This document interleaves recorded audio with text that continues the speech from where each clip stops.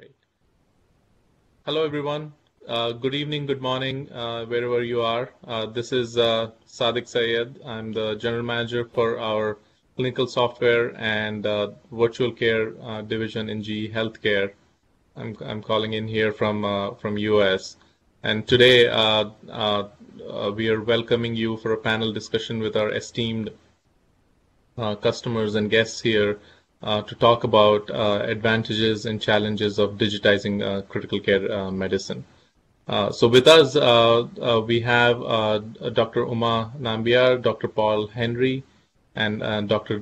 Dilip Raman. I will quickly go through a quick bio of their careers so far and accomplishments, and we'll jump into a engaging dialogue here with the panel on this topic. So very quickly, Dr. Uma Nambiar here is a neurosurgeon and healthcare administrator. She's executive director at Jim Care Hospital, Kannur, Kerala. Among other things, she's also co-founder and chairperson of Digital Health India Associates. She's the vice president of Telemedicine Society of India, Kerala State Chapter, formal technical advisor to the Ministry of Health, Djibouti. She's advisor in healthcare informatics space for Sidelega Healthcare Botswana. So a broad range of accomplishments for Dr. Uma Nambiar, and beyond just India, she's had a global impact in this space. So we're very pleased to have Dr. Nambiar here with us. Dr. Henry Paul, he's currently the executive director for Naruvi Hospitals. He's specialized in neurosurgery, and he trained at CMC Vellore. He's worked in India, Saudi Arabia, Bangladesh. He's had a pretty expansive experiences here in the South Asia region and Middle East. Then when he returned, he started planning personally Naruvi hospitals and took over as a full-time executive director, including personally in the process of naming the hospital. Currently, he's on sabbatical from active surgical work, as he's busy getting Naruvi up and running. But his heart, if you ask him, his heart is in neurosurgery and OT, while he represents as a ED of Naruvi Hospitals for now. Dr. Dilip Raman, he's a pulmonary critical care medicine specialist, sleep medicine specialist. He trained in Cleveland Clinic Foundation in the U.S. He graduated from Medical College, Thrissur, India. He's also done his clinical residency in Texas Tech in US.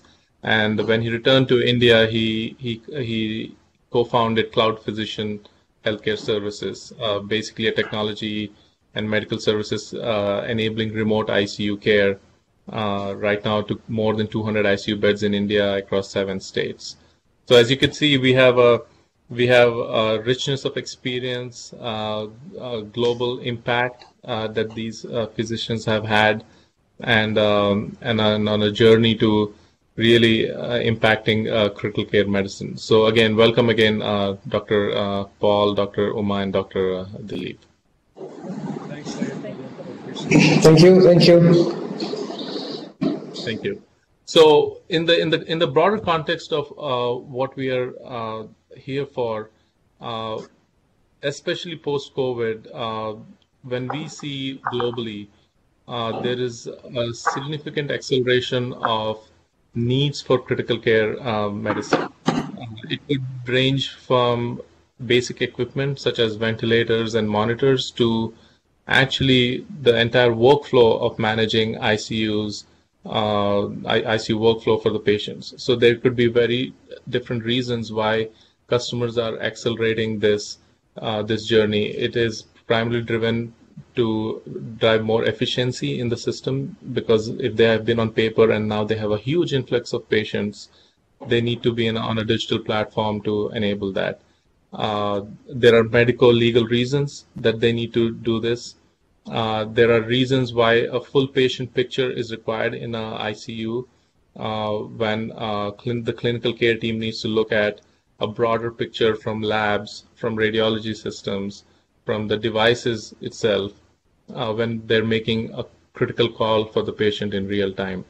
There are reasons why customers are asking for digitization, so that it could be used for collaboration across state lines, across countries, so that quicker advice could be taken on a patient.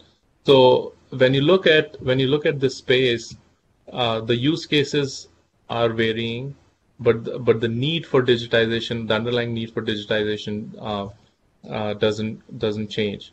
So fundamentally, where we would love to have this discussion with this esteemed panel is, when it comes to digitizing ICU and OR, is it really worth it? Let's have a deeper discussion. India is a country of quick adoption of technology specifically. Does it make sense that to lead the charge in this space? And then what are the roadblocks of adopting such solutions? Clinically, technology-wise, what are the roadblocks? So these are the broader themes that would love to hear from this panel today. And then we'll, of course, open up for questions from the audience as well. So we'll start with Dr. Uma first. So when we talk about digitization critical care, Dr. Uma, what do you think are the key components of this? So when we talk of healthcare, if you have to digitize and get the benefit of complete digitization, what we need to have is connection of the entire healthcare ecosystem and make sure that each stakeholder has an involvement in it. Now, if you look at the ecosystem completely, you have the preventive health components. You have all the curative health components, which are in hospital, in clinics, in nursing homes. And on a larger scale, if you have to really benefit, you have to look at the population health management. And this is where that should be the objective of complete digitization. And this is what we should aim to achieve. Right now in India, we have buckets of digitization. We have few hospitals, few clinics, few public health digitized systems, and some aspect of remote health, telemedicine, and various apps all coming together. But the ecosystem is not united as yet.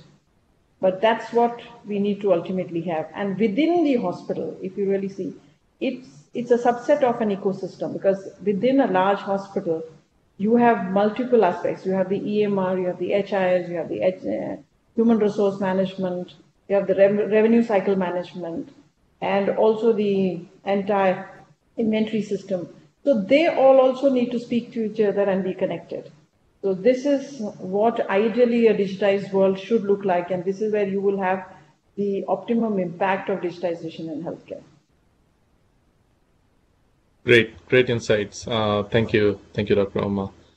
Dr. Henry, a question for you here.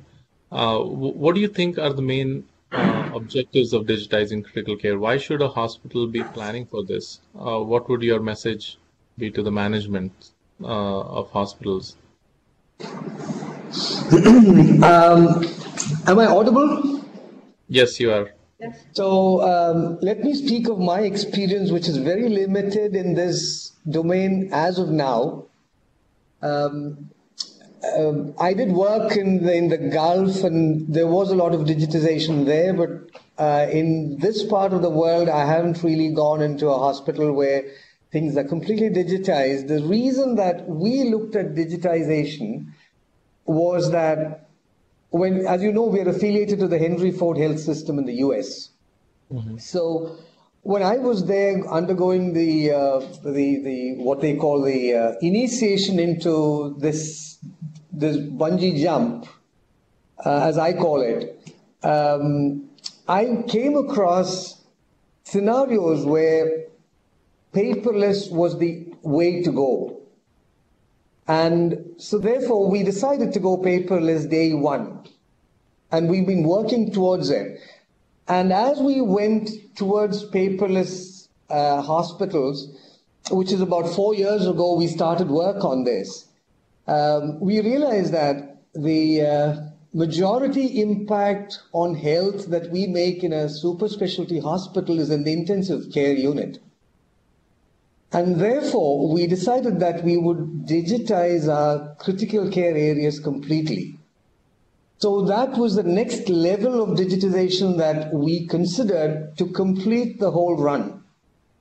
And we realized that this is not out of my experience, but this is what I see happening in the future.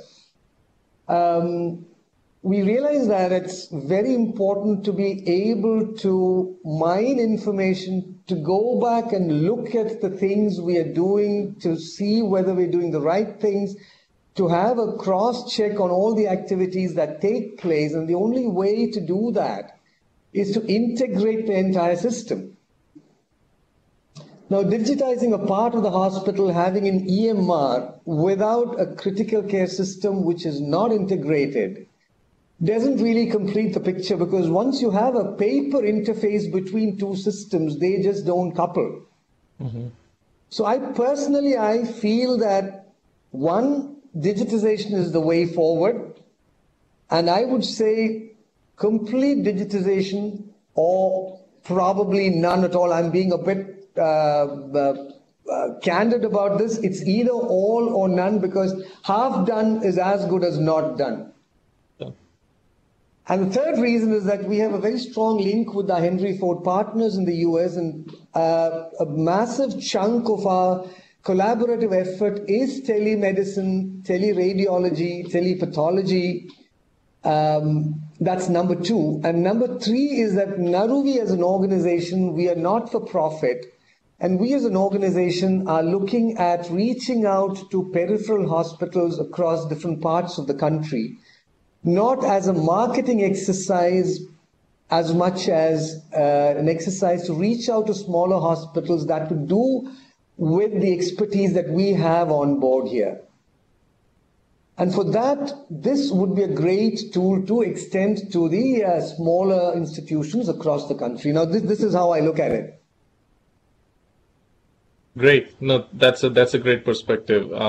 Thank you, Dr. Paul. And of course, we'd love to learn more as we go along the discussion.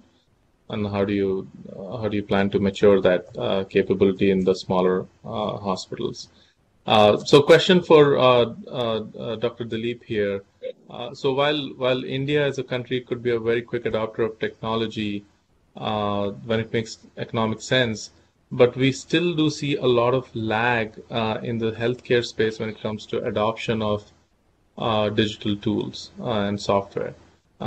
We see a lot of manual charting that is still done by the clinical teams, whether it's doctors or nurses. Systems don't talk to each other.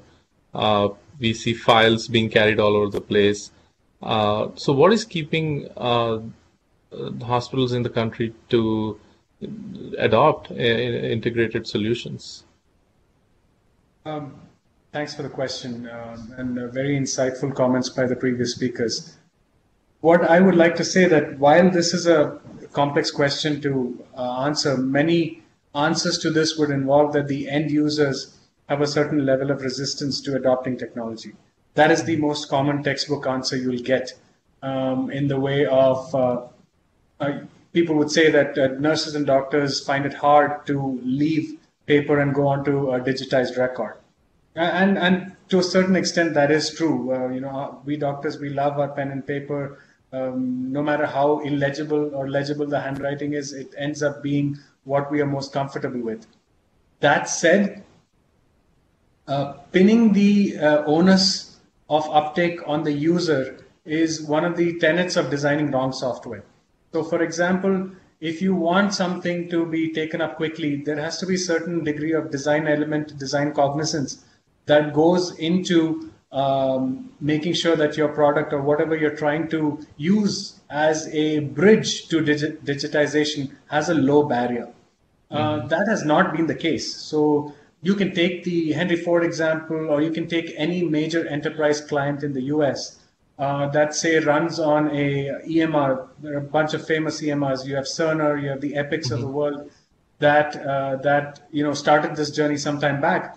But the single most important thing that pushed them towards adoption was not that the doctors or the nurses loved the software. They hated it. They still hate it. And they will continue to hate it for as long as it is designed the way it is. The reason that adoption was spurred was because of the HITECH Act in the US, which the Obama administration, and overnight you had 1,000 EMR companies that were longing for uptake. Yep. So the barrier is indeed user uptake, but I think legislation can help. Incentivizing that can help. So, for example, if you have constructs in place that say, if you have digitized records, this could be a 360-degree digitization that Dr. Henry was talking about. If that happens, then you get an incentive, a payout incentive from, say, the NHA or the insurance organizations. That is the hard, stop way to do it, and that will increase digitization dramatically. But the right way is to design products appropriately that encourage uptake. Nobody had to force a significant part of the population to move towards a smartphone. Nobody asked them to shell out $500 to buy an iPhone, but it happened. Yep. So I think healthcare could take those lessons. And a common theme is, I'll conclude with this. A common theme is that the US still uses pagers to call their doctors in an emergent situation. India, for some reason, has skipped the pager generation. So it's all about a utilitarian approach to technology in healthcare. And that's what we think the focus should be. While legislation and market forces can help, we should probably not lose cognizance of this. Thanks. Great. I think that's a great point around. One is, of course, the user friendliness of the applications is highly wanting in this space. Definitely, the design thinking needs to go into how can it be easy for the users to adopt, and that hurdle of adoption can be mitigated, and legislation and regulations can definitely help as well in this case. So thank you for those insights. Dr. Uma, a question back to you specifically.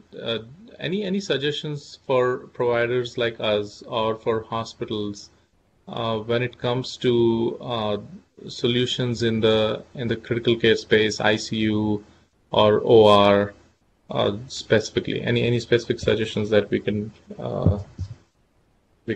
work on? I'm going to continue with what Dr. Dilip has said. Yep. If we need adoption by the end users, we need to make sure that they are involved in, first, designing, and second, in the decision making of what is the solution that we need to use. Mm-hmm. For some reason, what we see is that the technology providers come up with an oversimplified concept of clinical decision making, which really undermines the complexity of the processing that a clinician is doing on a day-to-day basis. The amount of information that a clinician is processing within a few seconds to make the decision in a critically ill patient is enormous. And computing has to do the same and in a similar manner. So therefore, if you're going to design something, ask the clinician. Because if he's not going to use it, your product is not going to be successful. Yep. So please take inputs from the clinicians who are on the field doing it actively day in and day out. Ask the nurses. I don't think that anybody has ever asked the nurses what they're looking for in a solution. 80% of the data that needs to be read or acted upon is actually the data that the nurses will use. Look at how user-friendly it is for them to see. They're used to seeing it in a particular manner. Can you do the same without having them to type a lot of things, without having to click a lot of things and look at multiple charts? Can we put it all together? This is all very important, the ease of use. If it is going to be easier and simpler and quicker to write on a piece of paper, then I would do that. So it needs to be better, it needs to be simpler, and it needs to be faster. And it has to then give me the advantage of all the data mining and data analytics and all that advantage. Then yes, I will look at using it. So if you don't involve the users, then it's not going to happen. A technology person or the provider cannot come and say, I've got this great technology and this is how your clinical process flow should look like. And most of the times you find that this is being done by guys, the only time they would have gone to a clinic is to vaccinate their child. So I think we need to really have that interfacing between the technology provider and the user right from that stage. So this is very, very important. So the understanding is to provide the clinician with a tool which will make his job easier and not make it more difficult. So this, to me, is the underlying cause for the resistance that the doctors have. Believe me, doctors are very, very fast at using something which will make their life easier. But they live very complex lives and their job is very tough. The nurses spend a lot of time and documentation. Give them an easier tool, they would love to do it, but it must make it easier than difficult. So that's the bottom line. Great, yeah, that's perfect. I mean, this is where all of us as partners for you we need to really get deep into the day in a life of a clinician, that's a nurse or a doctor, understand the workflow very specifically, and then create tools that could make life easier. I think that's the key to adoption. So fantastic point, Dr. Uma there. Thank you for that insight. What she's saying is that it's impossible. No, it's not impossible. I'm joking. Yeah. Challenge accepted.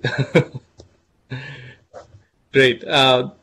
Moving on to the next question is around the ratio of intensivists and the number of ICU beds we have. So I think the last data point we have is about 10 lakh ICU beds in a country like India, but only about 33,000 intensivists available, and the ratio is pretty lopsided, and I can only imagine what's happening now from a COVID perspective, where hospitals are just overflowing or declining admissions. Do you, Dr. Dilip, this question specifically for you?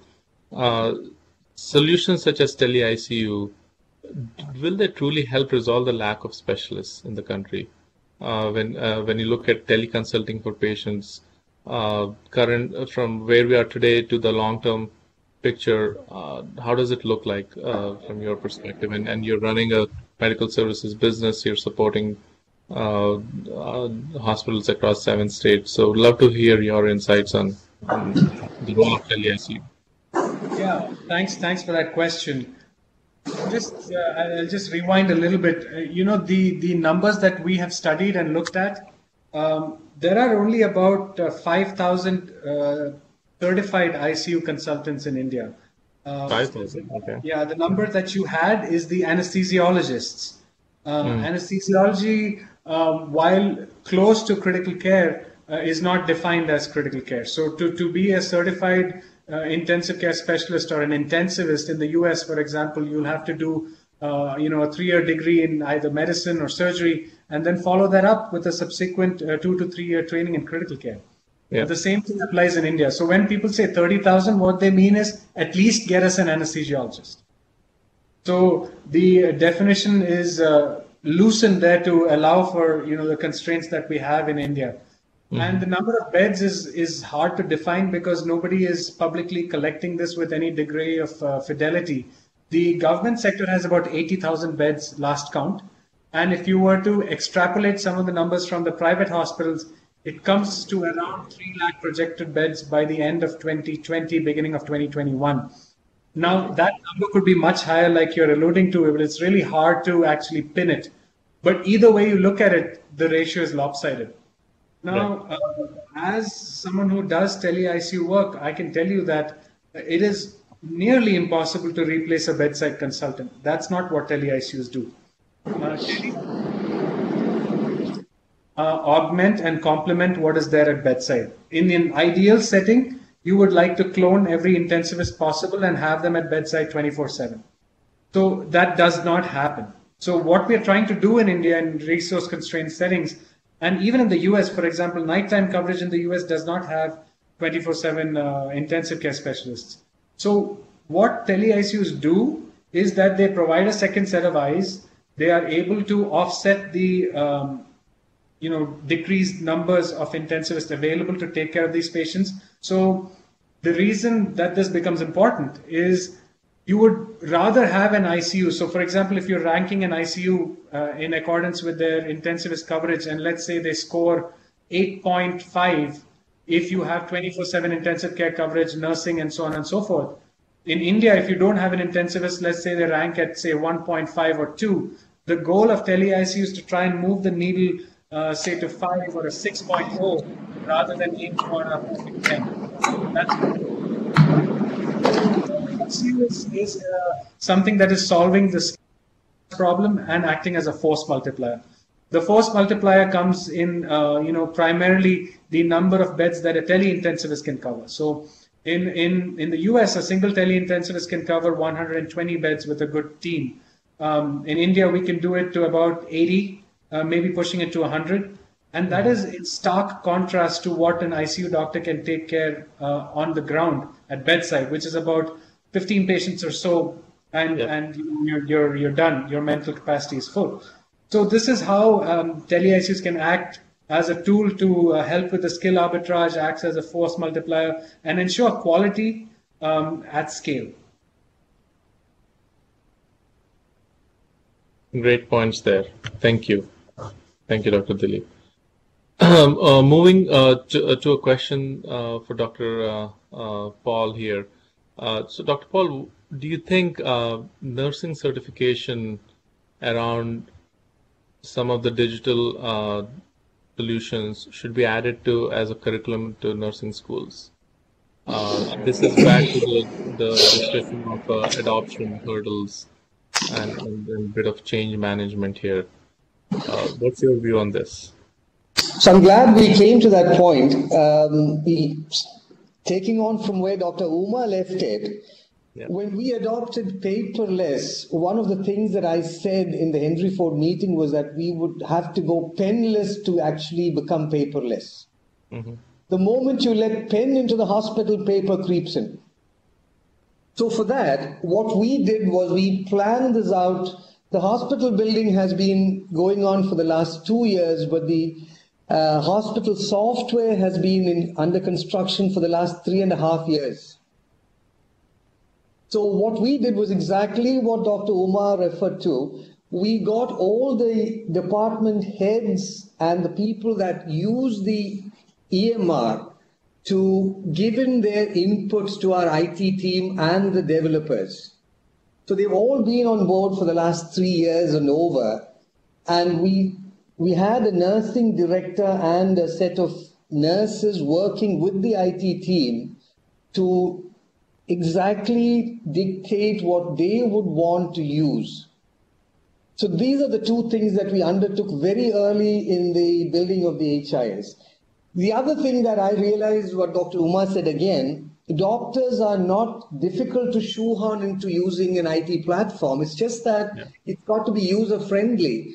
So just to bridge that gap, we have accounted for physician assistants in each of the outpatient rooms who will be trained to put the data in case the doctor has difficulty putting the data onto the machine. So we took care of that as well. The other thing we did was to take away the workstation on wheels. And we have developed mobile software just for use by the bedside, which comes on handheld devices with the same interface as the HIS, so that people using it by the bedside do not have to undergo another set of UATs to get familiar with this. Mm-hmm. So these are the steps we took before we decided to go paperless.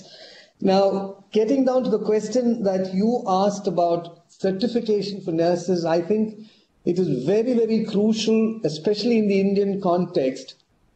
During this COVID lockdown, we've been trying to interview nurses on Zoom, and it's extremely difficult to streamline them onto an online platform. A lot of nurses are still not savvy with using computers beyond the mobile phones. So I personally feel that they should be certified, and we are looking at that. We are trying to develop a module with the Henry Ford where we train the nurses and give them a certificate which would help them in their movement further up the ladder. And just to add a last point, when we interviewed the lead nurses and we got them on board, we had a set of tasks that the nurses were put through during the interviews, and one was to see how savvy they were with the computer. So we gave them a few tasks to do on the computer. So when we chose the nurse leaders, we ensured that they were familiar with the use of the computer. Now, this is the little that we have done to see how far this would go. Great.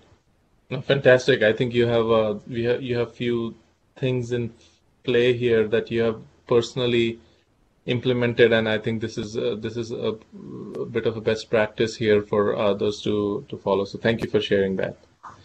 Moving on to Dr. Uma here, change management. What are some of the pitfalls to avoid for a successful implementation and change management? So I think what you have to do is, now the change management is, if you're starting a new hospital, you have to do a different set of things. And if you are going to digitize an existing hospital, which is completely, they're using paper everywhere, that is different. So let's start with starting a new hospital. So I started the first paperless hospital in India at Columbia Asia in 2008. Mm-hmm. Okay. Now the change management there involved telling them that there will be no pen and paper. Starting from there and literally having to train each healthcare worker ourselves for a long time and giving them that sense of comfort that yes, it is possible to do this. And at that time, we did have a set of assistants for few doctors, especially the senior ones who said that, look, I don't even know how to do email. And some of the nurses who'd never, they were so scared to switch on a computer because they always think that, if you touch a device like this and what if it explodes? I think that is the kind of, mindset that some of the people come with who've never used all this technology. But today, things are different. Now today I've started a paperless hospital where there is nobody provided to anyone to do data entry. Everybody needs to do it on their own. And if they're not doing it on their own, we take them through excessive training again. But we do not give anybody, because you see, it is never the same. So that is easier. But when I had to change some of the existing hospitals into digitized office, a digitized setup, you have to go stepwise, saying which are the easier to do departments, which are the ones that, so there are two ways of doing it. One is, okay, take the departments which have less number of people, which are easy to manage. The second method, or which is the most preferred method, is to say, okay, which are all the departments which are connected with revenue? Handle that first. So get your money sorted out. So get all your pilferages sorted out. Make sure that you can audit all this very easily. So once that is done, then you move on to the clinical aspect. And in the time that is, and it takes much longer. Sometimes it takes more than 2 years to really get the whole department or the whole hospital addressed. But there is a lot of training that is required. You have to address far more tougher questions there, because you cannot throw out a person who's not computer literate. So you have to start with basic computer literacy. So I have, organized basic computer sessions for like 6 months, starting from infection control assistants or the supervisors in housekeeping who will put in data about all the cleaning of the areas and infection, starting from that level to then digitizing the entire hospital. When you start a new hospital, you take a basically computer literate person. That's the first thing. Have you done this before? Have you used NHIS? You have an idea of EMR. So it becomes, your job is easier then. So that is the basic thing. And of course, in all those sections, in all those things, what you have to see is the processes which are defined in whether it is the HIS or the EMR that you buy, must be mapped closely with what you are doing in your real time. So in an existing hospital, it must match exactly. So the degree of customization is larger. In a new hospital, you can buy off the shelf a solution which you can modify your process flows when you're starting, so that both have a lesser degree of change to be done, your own processes or your intended processes, and the EMR that you want to buy. They both need a lesser degree of change, and you can walk together and reach a point faster. So that is something which, these are crucial elements that I found in managing change when you're digitizing the hospitals. Great. I mean, yeah, this is a very structured framework you have in some ways, like setting the vision, no pen and paper, and then supporting with training, having a phased approach based on administrative versus clinical departments, and yes, and persisting with it. So yeah, and you have to also look at what is your long-term goal. Yep. For a hospital needs to have its roadmap, and then you need to see what is the roadmap of the technology solution that you're buying. See, by some time they are saying that, okay, they're going to sell out or they're going to stop, then that's not a good, solution for you. So you need to see that the vision of both the companies match and their roadmaps also match. And what you intend to do 10 years down the line, they must also be having a similar vision. See, beyond that, maybe nobody can say in these days, but at least the, immediate roadmaps that are available must match. Must match. Right. Great. Thank you. Dr. Paul, question for you here. If you could share, and this is actually a question for all panelists, and we'll start with Dr. Paul, and then we'll go to Dr. Dilip and Dr. Uma. Specifically on your personal journeys of telehealth, setting up telehealth models. And I know, Dr. Paul, you're early in that stage. We'd love to hear from you. Dr. Dilip, you're a little ahead here in terms of how you set up a physician, and would love to hear from Dr. Uma as well. And then we'll move to the audience questions as a wrap in the last segment. So Dr. Paul, what's your vision around telemedicine, especially in the critical care space, and how do you plan to develop this vision? You briefly talked earlier how you're trying to reach out to the smaller hospitals and enable that capability. So I'd love to hear from you, your vision and the approach to it.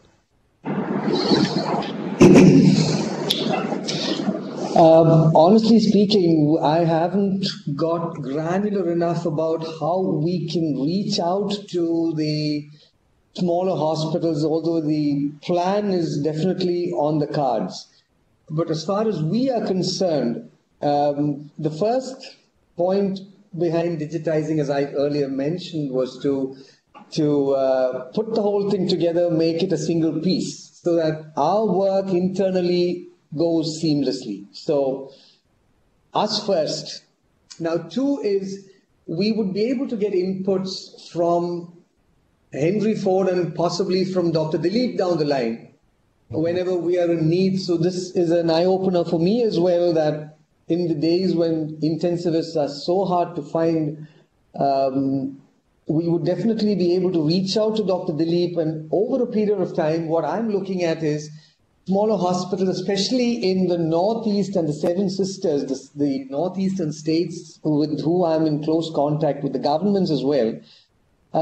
They have what they call intensive care units, which are far from intensive care units. And largely not because of lack of equipment, but because of lack of trained personnel to handle it. Now, there are surgeons, there are physicians who can do procedures on the ground, but they really don't know when to get onto it. How to set a ventilator, when to take the patient off a ventilator, when to paralyze, when not to paralyze. These are all issues which I think can be eminently handled by telemedicine, tele-ICU services. People tend to mistake tele-ICU as some sort of an expert advice going from a hub center to a bunch of complete nincompoops sitting in some corner. That's not what tele-ICU is all about. It's about enhancing the available expertise at that end with the expertise that we have, which is what we are looking at over a period of time. So for that, we need to get our act together first. And that's what I'm currently focused on. And we are hoping to be able to work that out with GE, and with all this lockdown and the PACS integration, all that's taking a bit of time. But that's what we're working towards, where we are seamless to begin with, and then reach out to the people far away. Dr. Dilip, I'm sure, is already in the middle of it. He's already halfway across the river, so he would probably be better at saying that. Great. Thanks for those insights, Paul. Dr. Paul. Dr. Dilip, how about sharing your experiences so far, and how would you take the next phase of your journey? Yeah, this is a great point. We have an interesting take on it. The first thing is what we think is important is to drop the barrier to adoption of technology. And that's not just the design part that I was talking about, just dropping the barrier overall. When you do that, the pie gets bigger. People take up more digital things, and the ecosystem gets richer and innovation is spurred. What happens with the expensive ivory tower based approach to technology is that the barrier remains high. What you want to do is you want the adoption of the technology to happen in the Seven Sisters, to happen in tier 2, tier 3 cities, and not just a few ivory towers. That's been a problem over the last 20 years. And one of the things that we will have to deal with is that not every system that's designed in the West will work in India. It needs to be either re-engineered or designed from scratch. So, for example, at least a substantial number of our clients are in tier 3 cities. We have 4 hospitals in Bihar that we are helping. And like Dr. Paul was saying, these are smart doctors. They know what they're doing. They just need that extra little bit of help because they're constrained in their own area with regard to manpower. So my vision is drop the barrier to technology. And number 2, have a cohort of doctors, nurses, and allied healthcare who know how to use technology. It's time that we migrate from bedside manner to website manner. We need both. It's not just bedside manner that's going to count. We will need website manner to come into play. These are not my words, although I would love to use them every time I get the chance. But website manner is going to be critically important. And this is there for the future, whether we like it or not. And how it is going to be is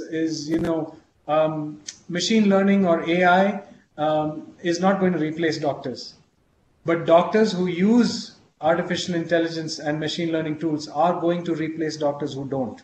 Yeah. So we probably need to internalize that sooner than later, because that's where things are going. Every informed patient would like better care.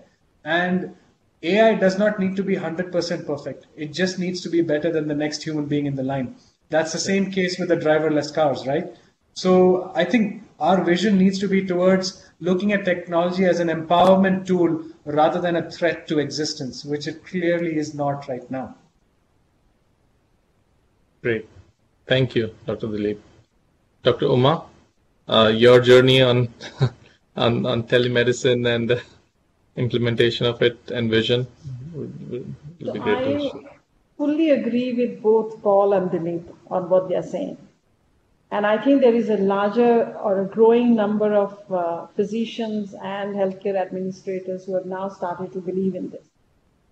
I must tell you that telemedicine in India started about 20 years ago. But if you see in the last 3 months, We always talked about digital technology being the disruptor that will, that is what is going to bring about the disruption that is required in healthcare and so on and so forth. But actually, it did not disrupt till it was catalyzed by COVID. So with this, now in the last 3 months, telemedicine has become what the doctors are asking for, has become what the patients are asking for, and everybody wants to know, can I avoid coming to the hospital? Can a doctor do, consult me over video or audio?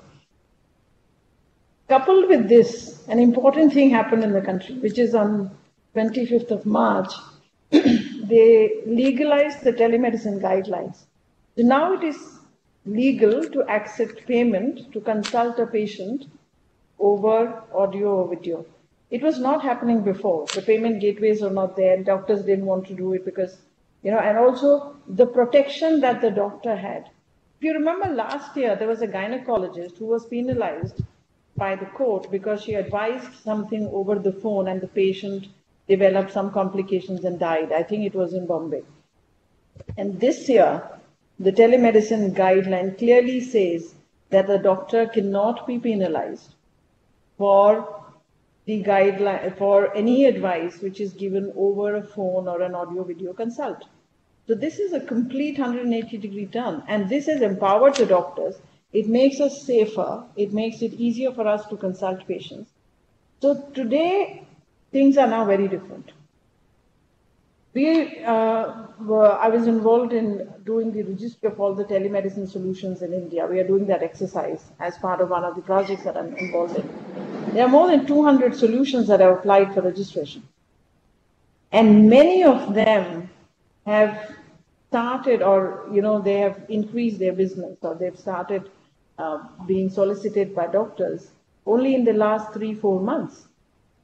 So the idea to do this registry was that the healthcare provider who now needs to see what solution I should buy, they should have a place where they can go and select.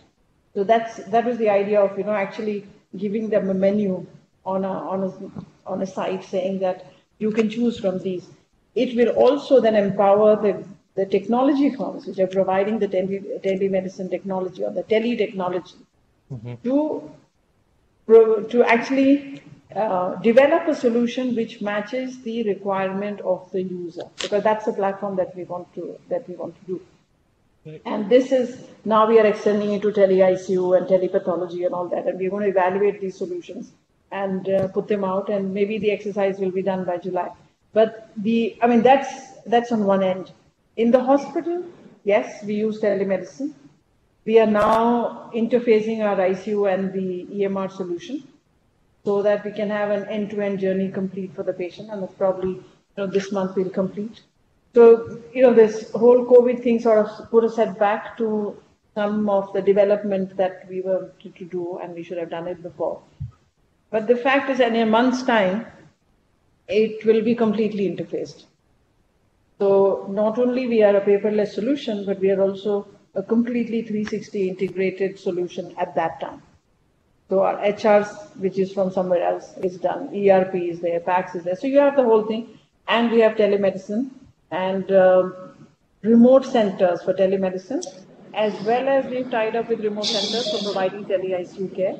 Once our own job is done, like as Paul was saying, first put our own house in order and then go out.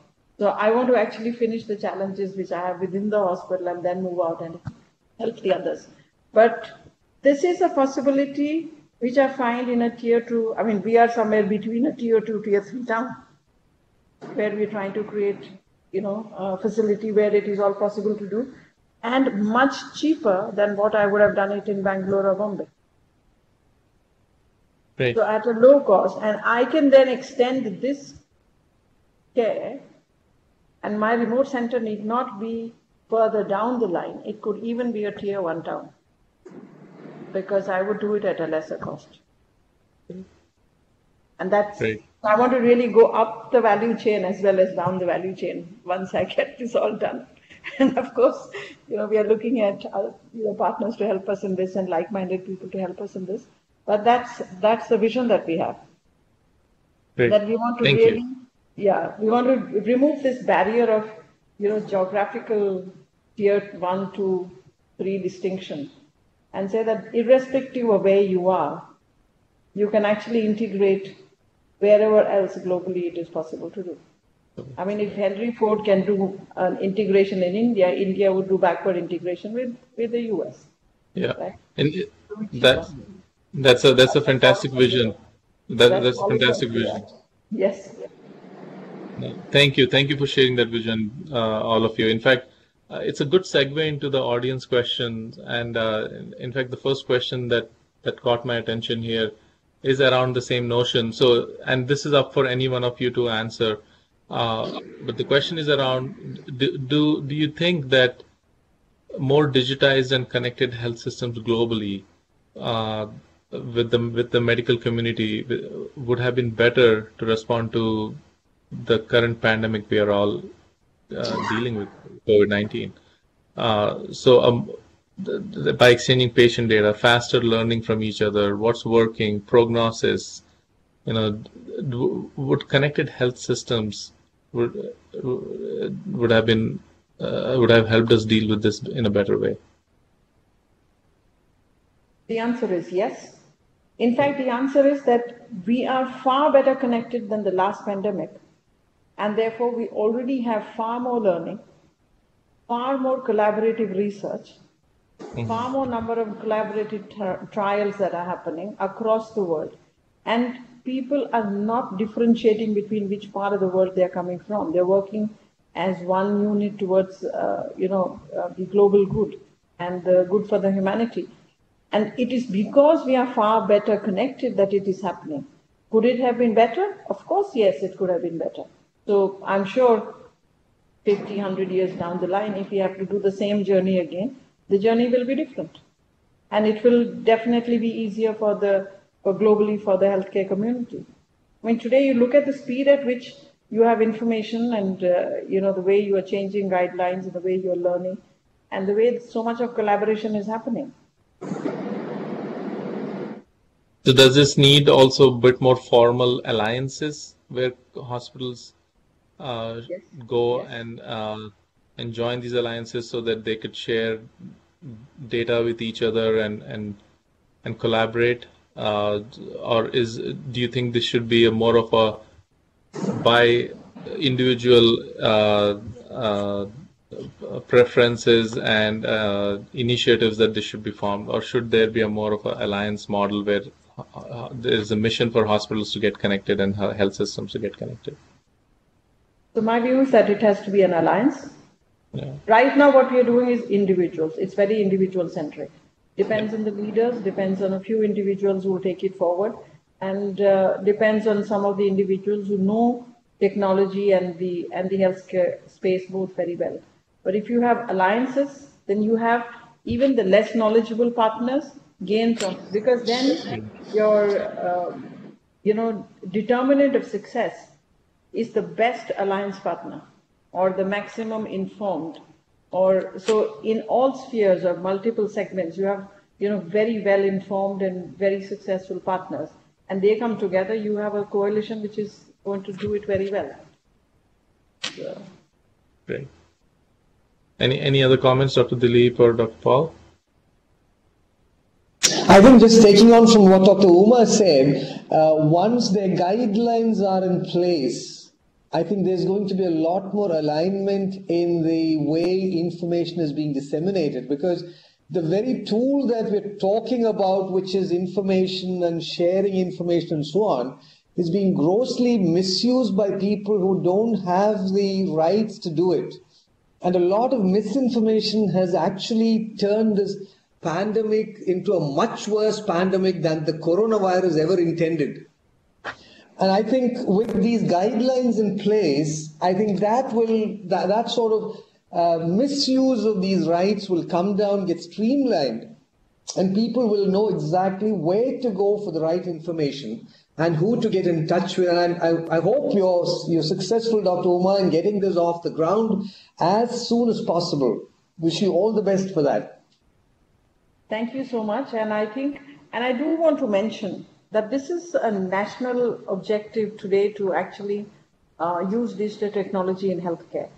And if you see the Ministry of Health and the Ministry of Information Technology, they have come out with the National Digital Health Blueprint, which is going to be a reality. I mean, it should have been already there had this COVID pandemic not sidetracked all of us and, taken all the resources in that direction. But it is definitely happening. And there is a lot of learnings from this pandemic that has happened, which is going to further empower that act. And when that happens, it is going to be not only a guideline, it is going to be act, as well as it is going to ensure all the security, confidentiality related matters, which are all extremely important for this movement to proceed. Sure. So it will be restricting the misuse of data, but empowering the right use. So that is going to, actually happen. And I'm happy that we are living in the times when that's actually going to happen in this country. Totally. In fact, there was a question on security, data security, and you directly addressed that. So yes, those guidelines and regulations will help us on that front, and it will help people get comfortable to join alliances and share data because the underlying guidelines protect them. Just one last question, and then we'll get to a wrap, is around a common digital health record across the country, across the nation. And some countries have adopted this. What's your point of view on that? So I can address that if it's okay with the panel. Yeah, it's to the panel. I'm not anyone. Yeah, because we are looking at this pretty closely, and like Dr. Nambiar pointed out, the Bharat Health Stack is trying to make this a little bit easier. So it is absolutely a requirement that it would be nice to have a digital health record across the country. So a good parallel would be like, say, the NHS system or the Veterans Affairs system in the US. Yes. Now, the Veterans Affairs is pretty good. Actually, if you looked at their EMR, it looks like a Windows DOS sort of ancient interface, but it works, and it works pretty well across their entire Veterans Affairs system. They've just recently upgraded to Cerner, which is another large EMR. But to put that in context, you still need the bells and whistles to protect the data. So just because it's integrated all across the country doesn't mean that you can take some sacrifices and shortcuts. But it is a national effort, and that would take open source tools that allow interoperability. So one of the challenges, and I think it is a challenge to the device industry, it is a challenge to everyone who's in healthcare to open up their devices, to open up the drivers on their devices that make this exchange of information possible, because that's one of the roadblocks. So for the viewers, if you are familiar with some of the protocols in place that allow machines to talk to each other, it's something called HL7 or FHIR, which are protocols that allow devices to talk to each other. These need to be more open, and I think legislation will spur that. The US has already taken a lead in that front, and that's how it needs to be in India as well. So you can secure your data, but you can allow anonymized handshakes as long as the patient's approval is there. So you'll have to tie it to some sort of a patient identifier, and then you'll have to empower the patient so that they have the permission for that data to go from Cuttack in Orissa to Ahmedabad if the patient has traveled there. And the moment the patient declines that permission, the transmission should stop. So these stacks would need to fall in place for this to be done at scale. And even the NHS is not perfect at this. Sometimes in some hospitals in the NHS, you need to log into 5 different platforms, one for labs, one for x-rays, one for notes.